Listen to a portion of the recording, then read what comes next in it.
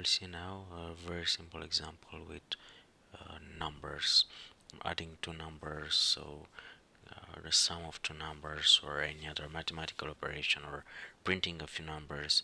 It's actually quite simple in Python, and you'll see here a few examples.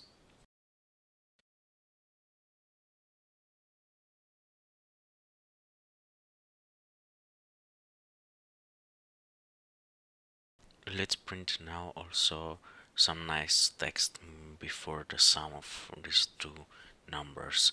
You can choose any text you want. You'll see it's so simple to concatenate the number, the sum of the numbers, and the string that you need. You will notice here a new operator which is string, which means that you will concatenate a string with some other entity.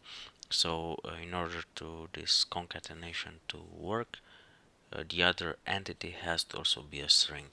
For this reason, you will see that we use str conversion key for the sum of the two numbers. There are a few mathematical operators in Python that are quite useful, and you'll see now one example. In this example, we will see how to print the absolute value of a number. For example, the absolute value of a positive number is the number itself. The number is 5, the absolute value is also 5. While for negative numbers like -5, the absolute value is actually 5. So if we remove the sign, we get the actual absolute value.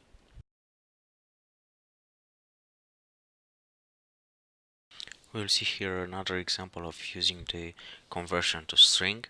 We'll ask the user to input a number, which of course is read as a number, but in order to print it together with a string, it has to be converted to a string.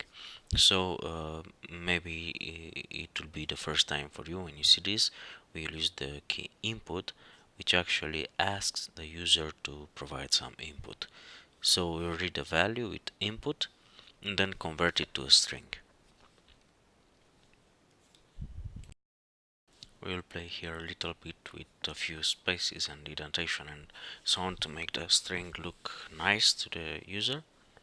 And once you know how to do this, I would say that you already got familiar with numbers and printing them in Python.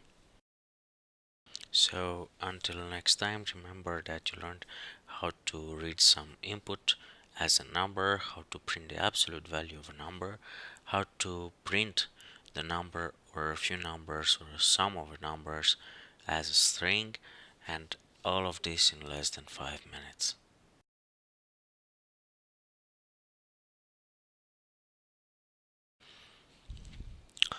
Hey, a small update for numbers in Python. So there are three methods in Python that could create a confusion, and they are used for evaluating strings versus numbers. For example, we'll work with two numbers, 12.34 and 5678.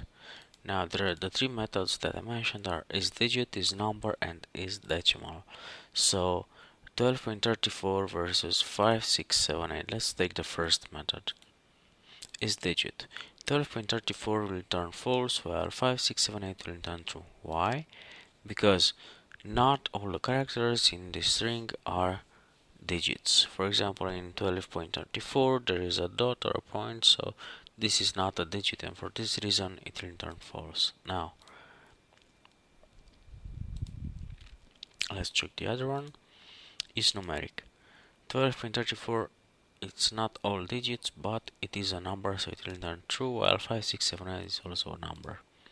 So if all characters in the string are numeric characters and the entire value of the string is still a number like 12.34,